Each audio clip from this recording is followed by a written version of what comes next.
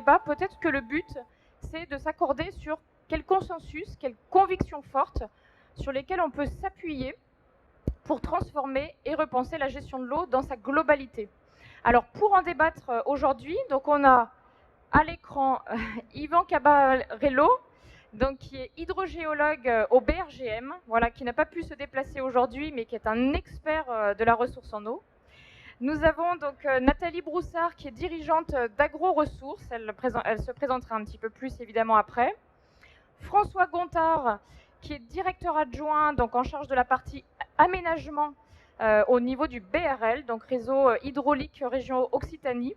Et puis Jean-Michel Clerc, qui est chargé de mission expert eau, géosciences, risques à l'ADOC, donc l'Agence régionale de développement économique région Occitanie. Alors, après la canicule de cet été, après cet hiver un peu incroyable avec une sécheresse sans précédent, j'ai envie de commencer avec vous, donc Yvan Cabarello, pour vous demander, alors je sais que vous avez quelques slides à nous présenter, mais vous êtes vraiment au niveau de la ressource, en amont, et j'ai envie de vous demander, voilà, où en est-on sur l'état de cette ressource aujourd'hui? Est-ce qu'il y a des risques? Est-ce qu'on est en risque? Ou est-ce que quelque part, on a toujours de l'eau verte, de l'eau bleue? Et entre guillemets, c'est simplement des passages un peu difficiles à vivre, mais tout va bien. Est-ce que vous pouvez nous en dire un petit peu plus? On va mettre les slides. J'espère. Voilà. Et j'espère qu'on vous entend. Est-ce que vous m'entendez? Il faudrait parler plus fort. Très bien. Est-ce que vous m'entendez? Oui, oui, c'est bon. Très bien. Très bien. Bon, écoutez, merci beaucoup. Donc oui, j'ai effectivement préparé quelques diapositives pour illustrer un petit peu mon propos. Peut-être que si vous pouvez mettre la première diapositive pour répondre à vos questions sur la ressource en eau au sens large. Alors, c'est peut-être ça. Moi, je vais voir. C'est la première, la toute première. Donc je reviens, pardon. Voilà. Ici. Voilà, c'est simplement une illustration finalement de comment, pourquoi est-ce que l'on a de la ressource en eau sur nos territoires. On a bien sûr de la ressource en eau grâce au grand cycle de l'eau, ce cycle qui permet l'évaporation de l'eau sur des mers et des océans, et cette eau évaporée qui condense en allant vers les reliefs et tombe sous forme de précipitation. Yvan, n'hésitez pas à parler un petit peu plus fort, on n'entend pas très bien. N'hésitez pas à parler un petit peu plus fort. Je suis déjà en train de parler très fort, mais c'est pas grave. Je continue. Donc, ces précipitations donc, qui vont finir par arriver sur le terrain naturel et pour une partie ruisseler, se retrouver dans les cours d'eau et pour une autre partie s'infiltrer et rejoindre les aquifères.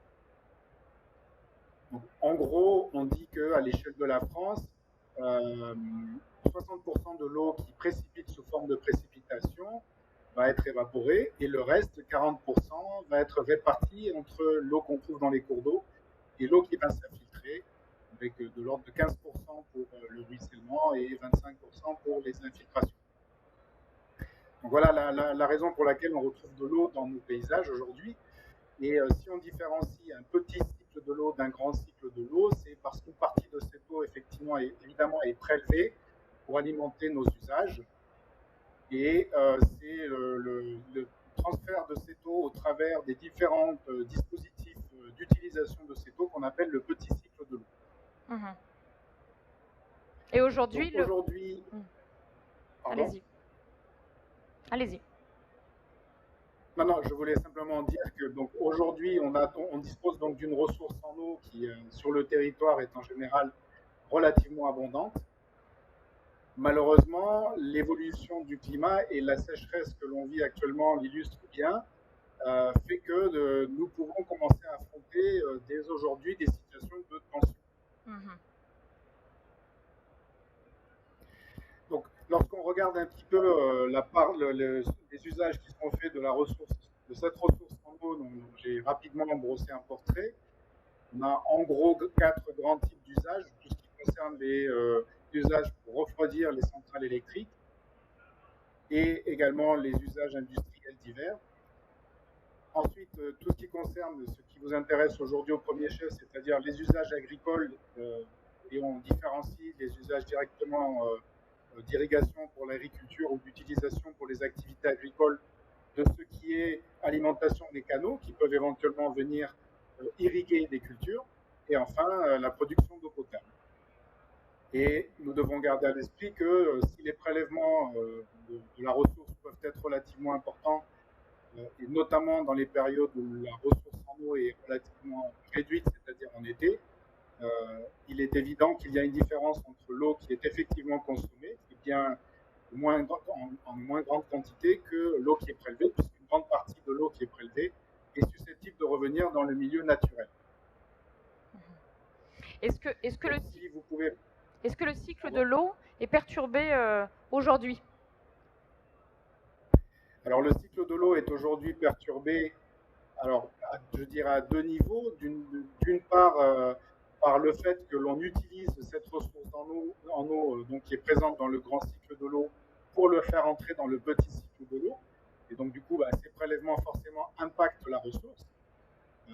Mais il est également prélevé au niveau de l'évolution du climat, qui est donc le moteur finalement qui permet de faire venir de l'eau sur nos territoires. Si on met la diapositive suivante, il me semble que je peux vous illustrer ça avec quelques illustrations issues du dernier bulletin de situation hydrologique qui est mis à disposition sur le site de France, et qui montre en gros qu'en termes de pluviométrie, le territoire a évidemment, comme tout le monde sait aujourd'hui, subi un hiver très sec, qui se traduit donc par une situation de gros déficit pluviométrique, notamment pour la bordure méditerranéenne de notre pays.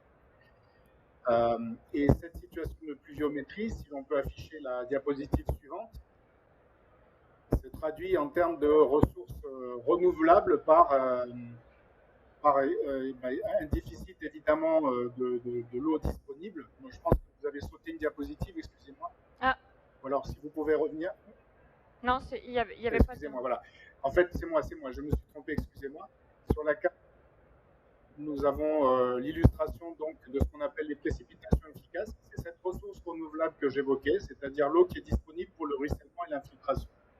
Et donc, ainsi que nous pouvons le voir sur cette carte, on est face à une situation de déficit qui s'observe déjà depuis l'année dernière, depuis septembre 2022, puisque c'est une sécheresse de plusieurs mois à laquelle nous faisons face en ce moment.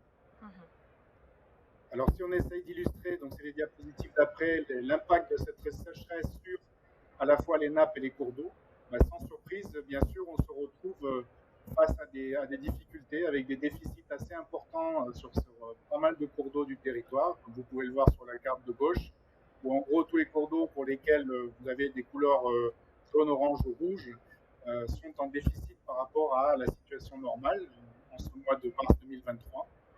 Et voilà, c'est également le cas dans différents ouvrages de stockage de l'eau qui sont illustrés sur la carte de droite, où nous avons également des situations de sévère déficit de remplissage de ces réservoirs qui sont donc utiles pour alimenter les territoires en eau.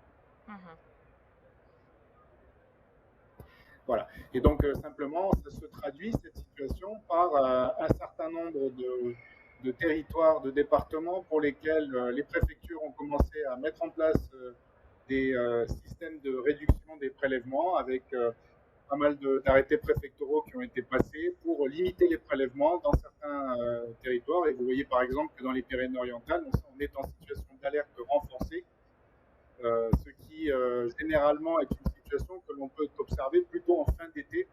Et là, alors que là, on n'est même pas au milieu du printemps.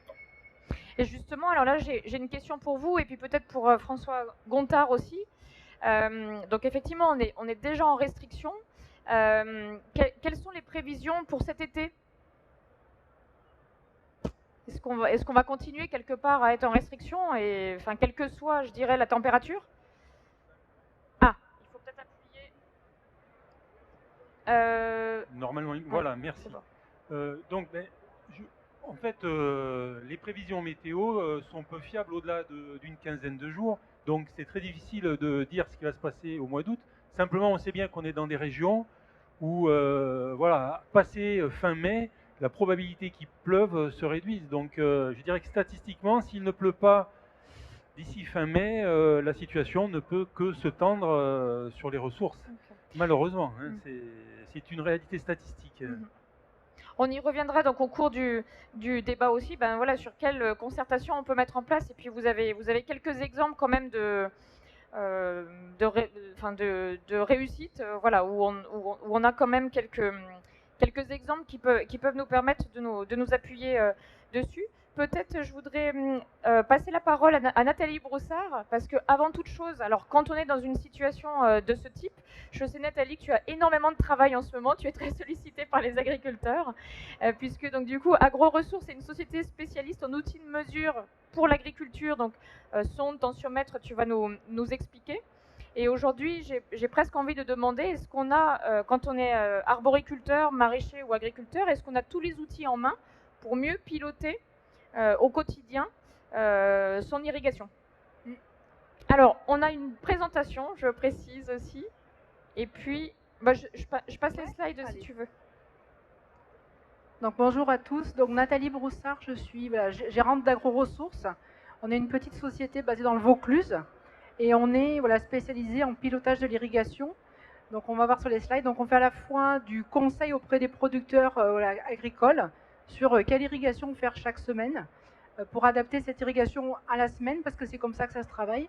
Et puis on fait aussi de la vente d'appareils de mesure parce que vous allez voir que ce conseil en irrigation, il est basé sur des outils. Donc voilà, donc sur cette partie, AgroRessources existe depuis plus de 30 ans. Moi je prends la suite de Patrice Guinet, du coup, qui avait créé AgroRessources. Et donc on est vraiment depuis 30 ans sur ces thématiques de l'irrigation, du pilotage. Donc au niveau des outils, effectivement, ce que me demandait Florence, il y a pas mal d'outils existants en arboriculture, donc je voulais vous faire un tour rapide, vous devez déjà connaître, et puis après on en discute. Donc il y a des outils à la fois pour suivre les apports, il va y avoir des outils pour suivre quel est l'effet de l'irrigation dans le sol, des outils pour suivre comment l'arbre se porte, comment il réagit, des outils pour suivre le fruit, parce que quand on travaille en arboriculture, le bilan c'est le fruit, et puis des outils pour le climat. Je passe. Donc le premier outil qu'on a assez simple à utiliser, en fait, c'est un peu le bilan hydrique. Donc en fait, on va regarder le volume d'eau apporté, soit on fait un calcul par rapport à la durée d'arrosage, soit on utilise des compteurs d'eau connectés ou non. Donc on regarde ce volume d'eau apporté, les pluies qui sont tombées, et on croise ça avec l'ETP, donc l'évapotranspiration, qui est donné par les stations météo. Et donc en croisant le volume d'eau apporté et l'ETP, on voit déjà le ratio, ce que représente cette irrigation par rapport aux besoins de la culture. Donc là, dans le petit graphe que je vous ai mis, on fait le bilan pour un producteur qu'on suit, chaque semaine du volume d'irrigation, donc ça va monter à 30-35 mm par semaine. On est sur de l'irrigation goutte à goutte.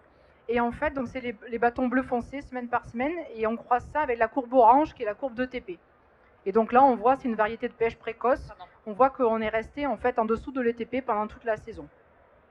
Donc ça, c'est le premier outil à disposition de tout le monde, j'allais dire. Ce premier calcul, je fais mon calcul que représente mon irrigation par rapport à l'évapotranspiration. Le deuxième outil, qui est, là on part sur le sol. Qu'est-ce que donne mon irrigation dans le sol? Donc là, en fait, nous on travaille avec des sondes tensiométriques. Vous avez aussi des sondes capacitives qui permettent de suivre ce qui se passe dans le sol. Donc là, on a des tensiomètres à eau pour les maraîchers, des sondes watermark pour les arboriculteurs, des sondes watermark connectées ou des sondes watermark individuelles suivant les budgets de chacun. Et donc, en fait, ces sondes, on va les mettre dans le système racinaire, au pied des racines, pour voir quelle est l'eau disponible, en fait, pour les racines de l'arbre. Et donc, ça va nous permettre de voir, en début de saison, quand est-ce qu'on démarre l'irrigation, quand est-ce que mon sol est sec, quelle est la dose et la fréquence qu'on doit apporter. Quand il y a une pluie, quel est l'effet de cette pluie? Est-ce qu'elle a été efficace? Est-ce que je peux couper l'irrigation ou est-ce qu'elle ne sert à rien et je refais mon irrigation de suite? Et puis, on va voir aussi en fin de saison quand est-ce qu'on peut arrêter. Cet outil de tension, globalement, on estime qu'en utilisant des sondes, on va économiser à peu près 20% d'eau d'irrigation en sachant vraiment ce qui se passe dans le sol avec mon eau d'irrigation. Et c'est un outil qui est relativement répandu. Au niveau des arboriculteurs, les sondes, que ce soit capacitives ou tensiométriques, on en voit de plus en plus. On en voit de plus en plus. Donc c'est un outil qui est quand même assez déjà diffusé. Un outil qui est un peu plus original, c'est les dendromètres. Donc là, c'est un outil un capteur qu'on va mettre directement sur la plante, donc là, sur l'arbre. soit sur l'axe, soit sur une branche fruitière. Donc nous, au niveau d'AgroRessources, notre dendromètre s'appelle le Pépista. Et donc on va permettre de suivre l'état hydrique de la plante. On va suivre en fait le stock d'eau de la plante dans ses tissus. Et ça va permettre de voir si la plante est en croissance, ça tout va bien. Si la plante commence à freiner sa croissance ou alors si elle commence à stresser.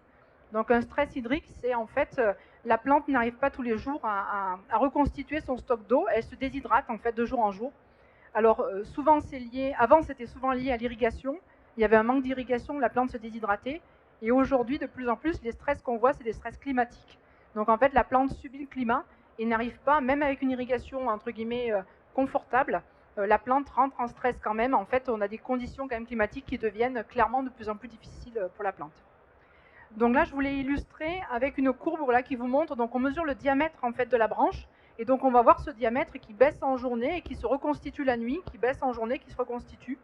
Et donc là, je vous ai illustré, c'était la canicule de juin 2019.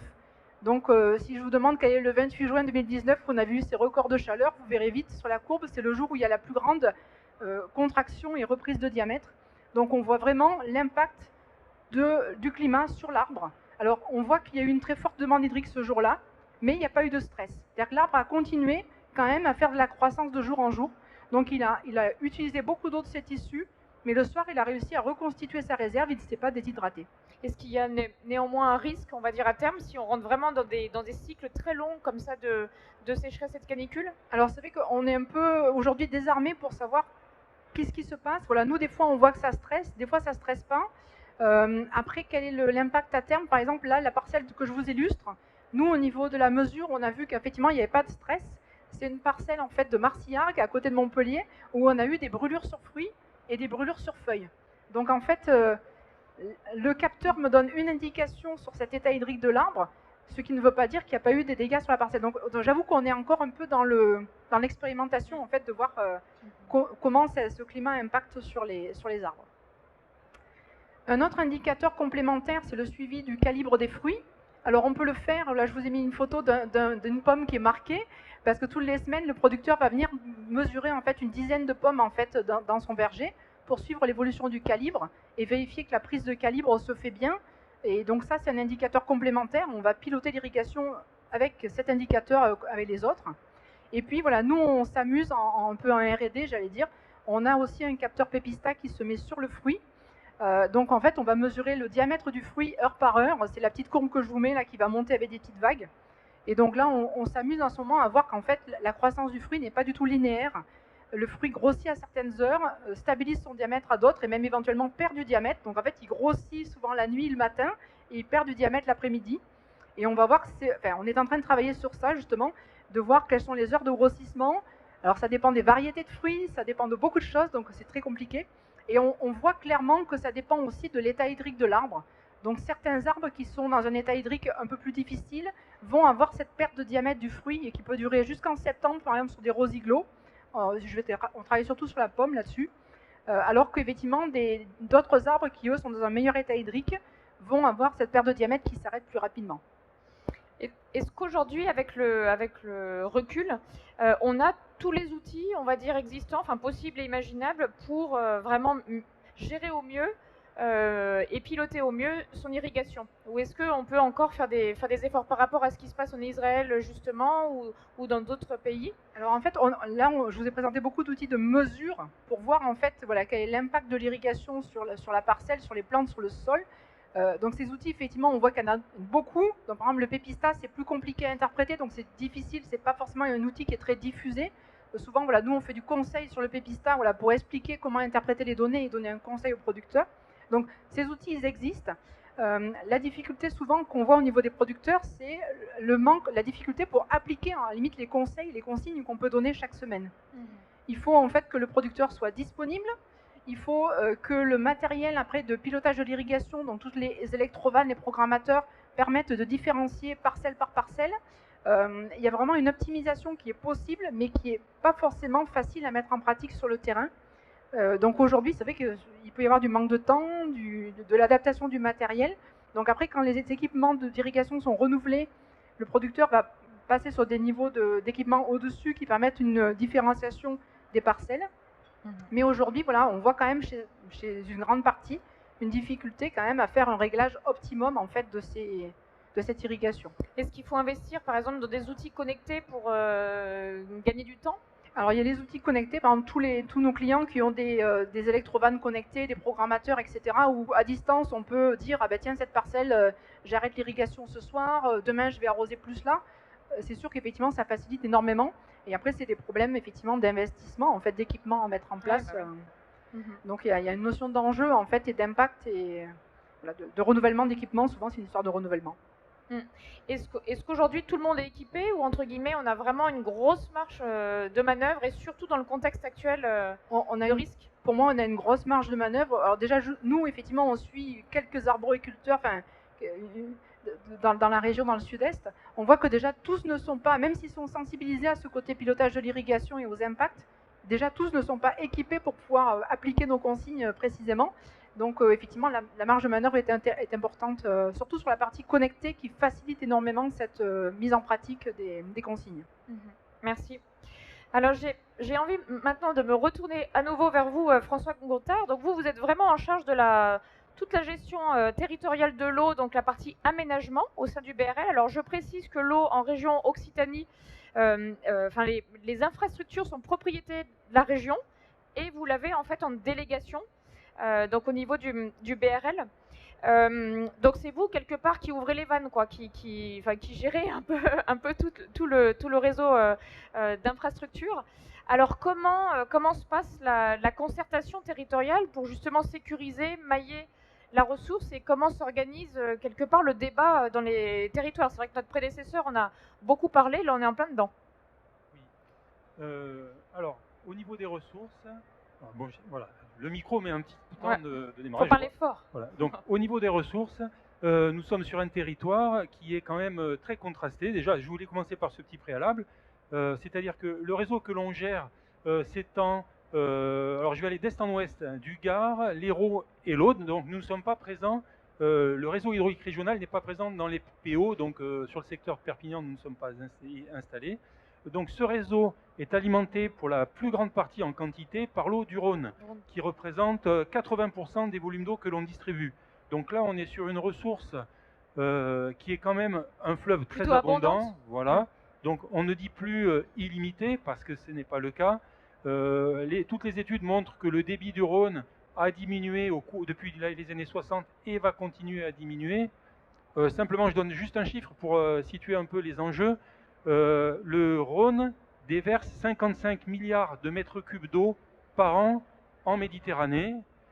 BRL en prélève 150 millions par an, 0,25% de ce qui finit en Méditerranée. Voilà, donc c'est pour dire que si on devait à terme augmenter un petit peu les prélèvements, on est dans des niveaux qui sont très relatifs par rapport à ce que transporte le Rhône. Et les études prospectives, l'agence de l'eau vient de finaliser une étude à ce sujet, montre que les volumes qui vont être charriés par le Rhône jusqu'en 2050 restent les mêmes à peu près. Ce qui va changer, c'est la répartition annuelle avec une augmentation des débits hivernaux et une baisse des débits estivaux. Tout ça du fait qu'en fait, il va y avoir moins de neige sur les Alpes, en gros. Et donc, cette neige, quand elle fond, elle entretient le débit du Rhône plutôt l'été. Ça va se réduire. Voilà. Mais ceci dit, les études montrent qu'à cette échéance, il y a, comment dire, il n'y a pas de péril en la demeure par rapport aux usages actuels et même en intégrant une augmentation des besoins qui va être nécessaire du fait, ça a été dit, l'augmentation de l'ETP à terme. Donc si on veut répondre aux besoins croissants de l'agriculture, les prélèvements vont certainement augmenter, contrebalancés par des efforts d'économie d'eau comme le permettent éventuellement les outils. Voilà. Donc, alors, ça c'était pour dire que la ressource essentielle gérée par le réseau hydraulique régional, c'est le Rhône. Et ensuite, nous avons deux grosses autres ressources qui sont un barrage qui est situé sur les monts d'Orbe, enfin sur l'Orbe, du côté de la commune d'Avesnes, et un autre barrage qui est situé dans l'Aude, du côté de Castelnaudary. Et donc là, on est aussi sur des ressources qui sont considérées comme sécurisées, dans le sens où, en année normale, on arrive à les remplir en hiver, et donc ensuite, cette ressource sert à alimenter des réseaux, et l'offre est proportionnée à la ressource dont on dispose. Donc ça, c'est très important.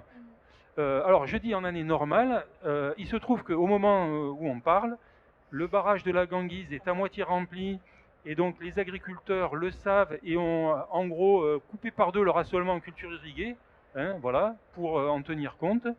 Et le barrage des Monts d'Orbe est bien plus bas que d'habitude. Et s'il ne pleut pas, et donc on en revient à la question initiale, est-ce qu'il va pleuvoir dans les semaines qui arrivent, la ressource disponible permet de répondre aux besoins en eau d'une année moyenne. Donc s'il fait une année très sèche, qu'il ne pleut pas, la fin de saison risque d'être tendue. Mais là, c'est difficile de se projeter à ce jour. Donc voilà, à ce jour, la ressource disponible permet de satisfaire des usages classiques. Alors quand je parle des usages, c'est pour l'agriculture, mais c'est aussi pour l'eau potable également. Alors cela dit, peut-être pour rentrer un petit peu sur ces aspects de concertation territoriale, vous m'avez quand même dit quand on préparait que cette année, là, en 2023, pour la première fois dans un petit territoire du Gard, on a quand même voilà, une gestion où on est obligé de se partager en fait la ressource en eau. Est-ce que vous pouvez nous en dire un petit peu plus? Et puis surtout, donc il va y avoir un quota par agriculteur. Voilà, comment justement s'organise la concertation? Voilà. Donc ça, voilà. Alors ce territoire, ça concerne un petit périmètre irrigué qui est dans le Gard entre Nîmes et Alès et qui est alimenté par des forages dans un karst profond. Là, on pompe de l'eau à 500 mètres de profondeur et ça n'était jamais arrivé. Et c'est la première année où, le 24 avril, le dernier arrêté préfectoral a classé ce secteur en vigilance renforcée. Donc les prélèvements doivent diminuer de 50%. Débrouillez-vous. Alors voilà, débrouillez-vous. Et non, mais c'est un peu plus... Oui, c'est pas que ça quand même. Non, mais ce qui est compliqué, c'est que c'est une ressource qui sert aussi à alimenter de l'eau potable pour certaines collectivités, une distillerie, un industriel. Et donc, c'est un industriel dont l'activité est intimement liée à l'agriculture, hein, puisque c'est la distillerie et on est sur un territoire viticole. Voilà. Et donc, il est demandé collectivement de répondre à un objectif de baisse des prélèvements, sauf que l'eau potable est prioritaire malgré tout. Donc, en fait, le gros des efforts, il est demandé à l'agriculture au final. Donc, ça, enfin, déjà, c'est très difficilement entendable par les agriculteurs qui ont été habitués à avoir l'eau en quantité suffisante jusqu'à présent. Donc, alors, il y a une concertation, mais qui est un peu elle est assez unilatérale, la concertation. C'est quand même l'autorité, le préfet qui prend un arrêté, et puis il faut s'y plier. Hein. Simplement, il y a un travail qui est fait avec les agriculteurs. Alors, d'une part, la première chose, c'est qu'on vient de déployer des compteurs connectés sur tout le périmètre, sur tous les points de livraison, ce qui va permettre de suivre en temps réel les consommations des uns et des autres. Alors, ce n'est pas pour en faire de la police, mais c'est pour respecter une équité de l'usage de l'eau entre agriculteurs. L'idée étant que chacun puisse bénéficier d'une quantité d'eau équivalente à la moyenne de la consommation d'eau sur les 5 dernières années, où il y avait eu des années sèches, des années humides. Hein, voilà. Et donc tout ça c'est fait après concertation? Alors, ou c'est un peu arbitraire? Oui, c'est fait après concertation, c'est-à-dire que l'an dernier, on avait eu une préfiguration avec la sécheresse est arrivée nettement plus tard. On a été en crise au mois d'août, donc irrigation interdite au mois d'août. Et la bascule entre irrigation autorisée et interdite a été très rapide là, en l'espace de quelques semaines. Et donc à partir de ce moment, on a réuni les agriculteurs plusieurs fois. On a essayé de discuter avec eux voilà, de quelles mesures appliquer, sur quels critères on établit les quotas. Donc ça a été fait en concertation. Ça reste douloureux, hein, quoi qu'il en soit. On ne va pas dire que la concertation... ça n'amène pas plus d'eau, la concertation, malheureusement.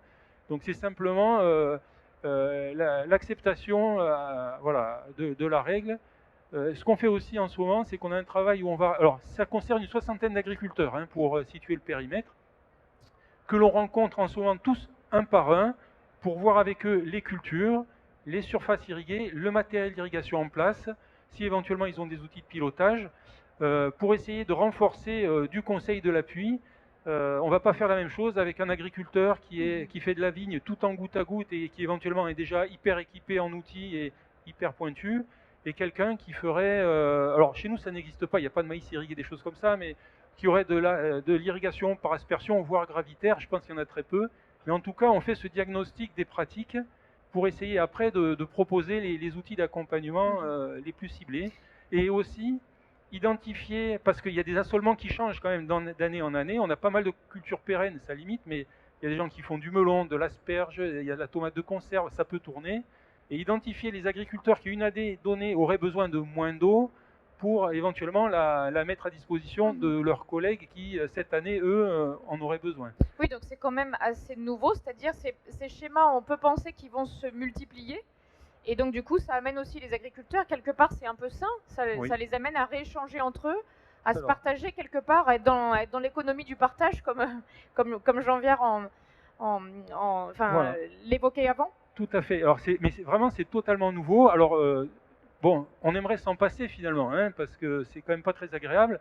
Voilà, quand je me retrouve à la mairie là devant 60 agriculteurs et que je leur dis il n'y a plus d'eau la semaine prochaine, je suis pas très bien reçu quoi, hein, à la base. Et puis après, bon, c'est le métier, hein, mais donc après on discute et on essaie d'assouplir tout ça. Ceci dit, il faut en arriver là pour être amené justement à envisager de nouvelles solutions. Je disais, voilà, les objets connectés, c'est vrai que ça permet pas mal de choses et c'est très intéressant. Donc voilà. Alors, c'est propre au réseau BRL où pour l'essentiel on est sur des ressources non limitées. On n'a pas de notion de quota d'eau, c'est-à-dire qu'un agriculteur souscrit et il consomme autant. Donc s'il consomme trop, tous les mètres cubes consommés sont payés. Donc s'il consomme beaucoup, il a une note salée à la fin, il l'assume. Hein. Mais cette réflexion, par exemple, de quotas, il y a un certain nombre de territoires où c'est déjà en place. Il y a tout un tas d'ASA qui le pratiquent déjà. Hein. Et c'est évident que c'est important de l'expérimenter, de le tester et de le développer là où c'est nécessaire. Oui, en fait, en deux mots, comment élargir un petit peu ce débat-là pour éviter les affrontements qu'on a vus récemment? Comment élargir à la société civile? Comment aussi expliquer aux élus que, bah oui, il faut irriguer les pêchers en été, et c'est absolument normal. Voilà, comment vraiment inclure, on va dire, sur un territoire, vraiment toutes les parties prenantes? Je peux vous répondre peut-être par l'exemple, en fait, c'est-à-dire que BRL a mené un projet avec la région là, qui est étalé en gros sur 10 ans entre 2012 et 2022, qui s'appelle Aquadomicia. L'idée, c'était de prolonger par un adducteur qui se branche à Montpellier, c'est-à-dire au bout du système Rhône, et qui vient mailler les autres systèmes, c'est-à-dire qui croise la ressource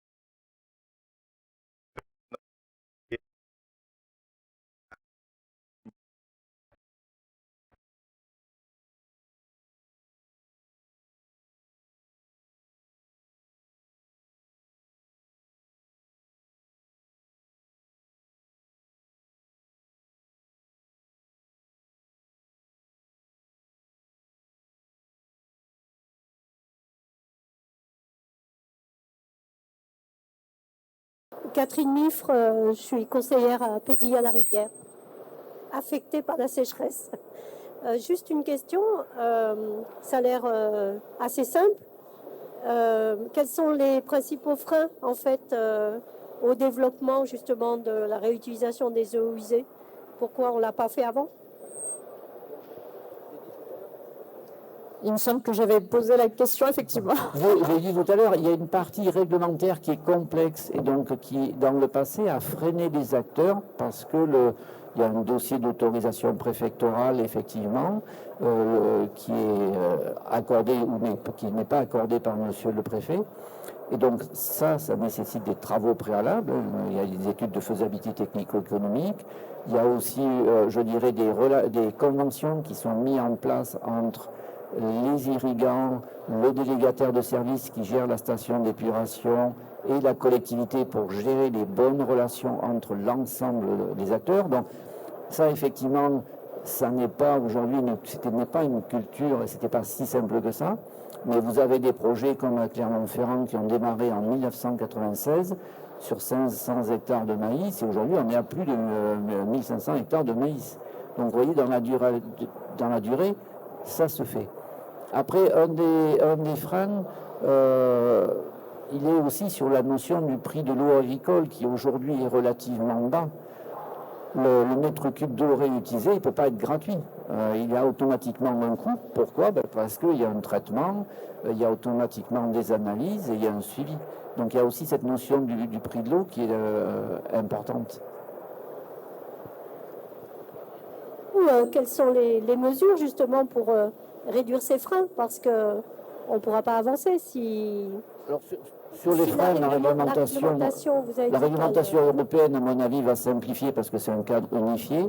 Sur la notion des coûts, aujourd'hui, il y a une taille minimum en fait de projet, c'est-à-dire qu'on ne peut pas faire de la réutilisation. S'il faut faire 10 km ou 30 km de canalisation, le coût va être trop élevé. Je dirais, si on a une station d'épuration qui a un tout petit débit, je dirais on aura 3 ou 4 personnes, ça ne sera pas forcément non plus adéquat. Après, tout ne peut pas être réutilisé. Il y a certaines stations d'épuration où le débit doit être réservé en fait pour alimenter la rivière et assurer un débit minimum biologique du cours d'eau. Donc la réutilisation, c'est au cas par cas. Mais on a encore quand même en région des stations qui rejettent 200 000 mètres cubes d'eau quasiment par an en mer. À Montpellier, on doit être quasiment à 30 millions de mètres cubes qui repartent aussi à la mer. Donc il y a une certaine marge de manœuvre. Mais la réutilisation, ce n'est pas, je dirais, la solution miracle passe-partout. C'est vraiment au cas par cas. Quand on a une station qui marche bien, des viticulteurs, des arboriculteurs, des maraîchers à proximité, je dirais là, ça vaut le coup effectivement de le regarder. Mais s'il n'y a pas de parcelles agricoles à proximité, je dirais, ça ne sert à rien. Il faut du pragmatisme. Ouais. Merci. Moi, j'ai une question que je n'ai pas posée par rapport au plan eau. Alors, vous avez peut-être tous un avis. Donc le plan eau présenté récemment par Emmanuel Macron qui doit conduire donc à réaliser 10% d'économies sur l'eau d'ici à 2030. Bon, c'est un peu vague. Enfin, comment dire, c'est un peu global. Peut-être je vais poser cette question à Yvan Caballero, s'il est toujours là. Alors déjà, qu'est-ce que vous pensez... Non, je ne sais pas s'il est encore là. Oui. Donc, qu'est-ce que vous pensez du plan eau et puis peut-être par rapport à la ressource? Je suis toujours là, mais la connexion est très instable. D'accord. Désolé.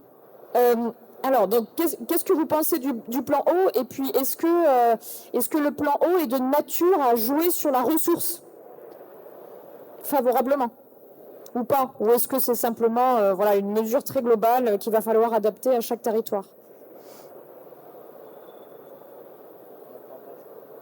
Oui, bien sûr, les mesures qui sont implémentées dans le plan eau sont intéressantes.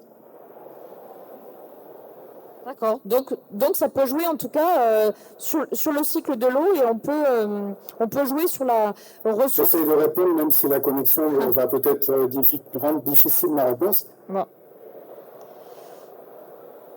Oui, donc en tout cas, c'est un plan qui va dans le bon sens et qui, à la source, va aider en tout cas... Non, Il n'entend pas. Bon, alors je vous pose peut-être la question à vous, et puis après, je ne sais pas s'il y avait encore des questions. Oui? Ah ben si. Alors attendez, je laisse répondre cette question. Je suis désolé, je vais laisser les autres intervenants répondre, c'est trop Très bien, merci. Voilà. Merci. Alors, ce que je voulais dire, c'est que sur la question des 10% d'économie d'eau, c'est un objectif pour le moment qui est donné comme ça de façon très globale à l'échelle nationale, et il me paraît indispensable de le décliner territoire par territoire.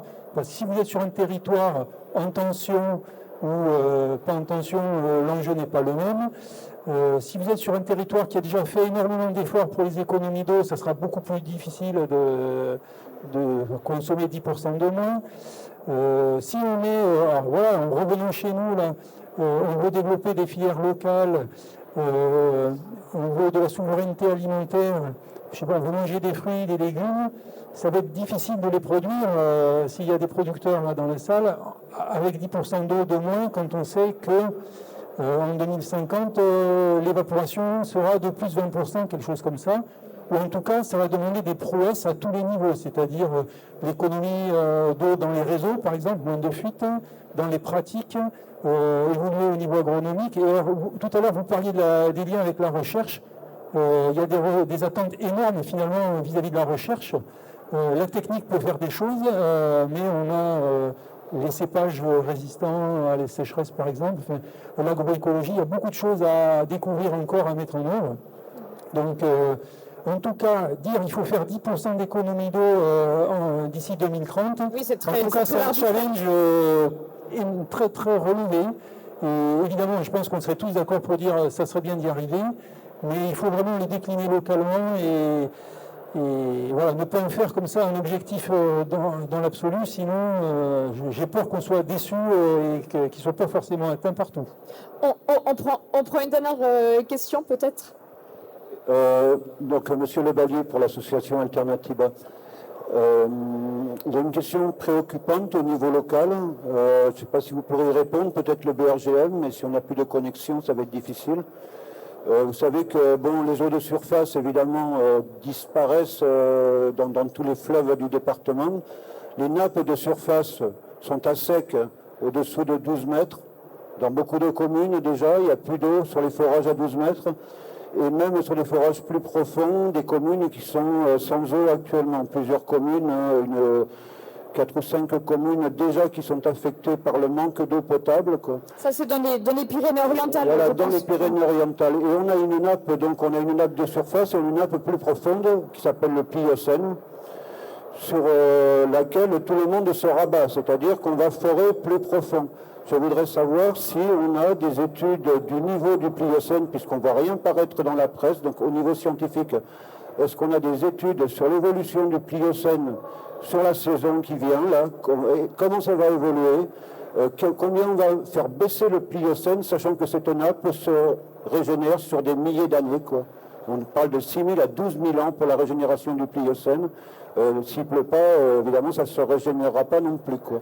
Donc ce suivi du Pliocène est très important parce que nous, dans un département littoral, quand la pression du Pliocène baisse, c'est l'eau salée qui rentre par le phénomène du biseau salé, un phénomène qu'on a déjà dans de nombreuses communes en Salanque. Alors, je ne sais pas du coup si Yvan Caballero peut répondre. Sinon, est-ce que quelqu'un se sent? Jean-Michel. Je ne pourrais pas répondre aussi précisément que Yvan Caballero, mais Yvan, avec le BRGM et d'autres acteurs, ont participé à un projet qui avait bénéficié ici de fonds FEDER dans le cadre du précédent contrat de plan d'État-région qui s'appelle Démo-Roussillon, sur lequel il y a eu effectivement une modélisation du sous-sol et justement un calcul et puis par rapport à des collectivités ou autres pour voir quels étaient les usages et les prélèvements. Donc il y a un arrière-plan très important scientifique qui a été réalisé, qui s'est achevé de mémoire l'année dernière, et donc qui est en partie, je pense, accessible sur le site du BRGM. Et donc il y a bien eu cette approche justement de voir quelles étaient les répercussions des prélèvements et l'influence par rapport au biseau salé. Et alors, vous pouvez en dire un petit peu plus? Moi, c'est ce qu'on a dit tout à l'heure. Je pense que là-dedans, il faut vraiment faire très très attention, hein, parce que je dirais chaque fois qu'il y a des prélèvements, il y a deux phénomènes. Quand on a des mises en relation d'aquifères par des forages qui sont mal réalisés, on a en fait une nappe superficielle qui va se vidanger dans une nappe profonde qui, elle, est de meilleure qualité. Donc, on a ce phénomène de drainance qui peut amener une contamination et donc une perte de qualité. Et au final, ça fera un mélange. Et après, sur effectivement la partie plus souterraine, je dirais s'il n'y a pas de maîtrise des prélèvements, l'aquifère n'est pas homogène et donc automatiquement, il y a un risque effectivement d'entrée marine à certains endroits. Merci. Je voudrais juste rajouter un plan sur les histoires des 10%. Aujourd'hui, effectivement, c'est une approche territoriale à avoir, mais si on le regarde, il y a aussi déjà des gros progrès dans le domaine industriel. Vous avez des industries qui sont dans l'agroalimentaire ou qui sont plus sur des industries de production. Eux, ils ont déjà dépassé les 10%. Pourquoi? Parce que de toute manière, ils sont confrontés aux mesures de l'arrêté sécheresse. S'ils n'ont pas d'eau, il faut qu'ils mettent la clé sous la porte ou qu'ils fassent du chômage technique. Eux sont déjà dans les 10%. Et sur le littoral, dans l'Hérault, vous avez une révision des allocations des ressources en eau pour le camping, par exemple sur l'Astien ou autre. Vous avez déjà des campings qui ont équipé leur compteur quasiment avec un compteur par activité, c'est-à-dire piscine, les bars, les mobilomètres. Et certains ont déjà fait les 10%. Donc quand on voit comptage, motivation, formation, on y est. Entraîner toute une population, par contre, s'il n'y a pas de la sensibilisation et de la communication, c'est plus délicat. Et après, sur des territoires qui sont plus exposés, effectivement, au stress hydrique, ce sera plus compliqué, ça c'est sûr. Merci. On prend encore une question? Oui, alors, Nathalie. Sur les 10%, on a un petit complément. Là où il y a des économies possibles, c'est sur la partie transition entre les systèmes d'irrigation goutte à goutte, aspersion, etc. Et le passage au goutte à goutte, ça, on voit qu'on fait effectivement beaucoup d'économies. Donc, c'est pas applicable de partout, mais il y a quand même des cultures aujourd'hui qui peuvent basculer là-dessus et qui peuvent faire des économies. Et après, nous, en travaillant auprès de pas mal de producteurs, on voit aussi une diversité des volumes apportés pour la même culture. Et donc, effectivement, voilà, certains font déjà de gros efforts et donc, effectivement, il y a peu à leur demander, mais effectivement, chez d'autres, des efforts sont possibles aussi. Donc, voilà, du coup, en étant sur le terrain, on se dit, bon, 10%, ça doit être... Oui, et donc, le rôle devient un prescripteur aussi, quoi. On peut faire le lien entre ceux qui, entre guillemets, marchent le mieux et puis ceux qui sont encore un petit peu à la peine sur ce... Voilà, ceux qui ont déjà réfléchi à ces questions-là, qui font, effectivement, dès qu'on commence à compter, à surveiller ces volumes, on vérifie ce qui se passe et on peut, effectivement, faire attention. Et voilà, c'est une histoire, effectivement, d'équipement, en fait, souvent, et en goutte à goutte, et en outil de mesure, etc., et de temps à y passer. Micro. Ah, un micro? Le micro. Parlez. Ouais. Voilà.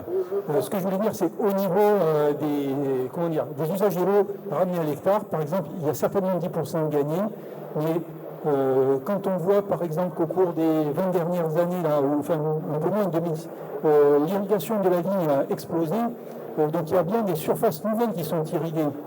Donc il y a un moment où, même si à l'hectare on amène moins d'eau, il y aura peut-être besoin d'amener d'eau sur de nouvelles surfaces qui n'étaient pas irriguées jusqu'à présent. Et donc, c'est pour ça que je dis que là, le défi, il est vraiment très compliqué, sauf à évidemment admettre que certains territoires n'auront jamais accès à l'eau parce qu'on ne veut pas toucher à la ressource. Et à ce moment-là, il faut que l'agriculture, ça a été aussi... Donc on rejoue la concertation aussi on reparte sur d'autres cultures. D'autres types de cultures. Et voilà, je pense qu'aujourd'hui, les alternatives ne sont pas forcément connues, c'est-à-dire si j'arrête de faire de la vigne, qui est quand même une culture très bien adaptée au climat et à l'absence, au manque d'eau, qu'est-ce qu'on fait à la place? Voilà, c'est un sujet très compliqué, et si certains ont des réponses, il faut vraiment les partager. Alors, dernier point, parce que je vois qu'il est 18h25, on arrête là, et puis voilà, et puis pour ceux qui ont encore d'autres questions, je vous propose que vous parliez ensuite, voilà. Je voulais juste préciser qu'à Gruissan, si les acteurs sont partis sur la réutilisation, c'est bien parce qu'ils avaient une chute très importante des rendements, parce que c'était des vignes non irriguées, et que la chute des rendements risquait en fait de faire péricliter en fait les domaines et de passer tout ça en friche. Donc l'irrigation, c'est une irrigation qui est très serrée à certaines périodes de l'année, et c'est tout. Donc c'est très peu d'eau en fait qui est amenée. Merci. Merci à vous, les intervenants. Merci beaucoup. Merci à vous pour votre participation. Je vous propose effectivement, le salon va bientôt fermer ses portes, mais n'hésitez pas à venir nous voir. Merci encore.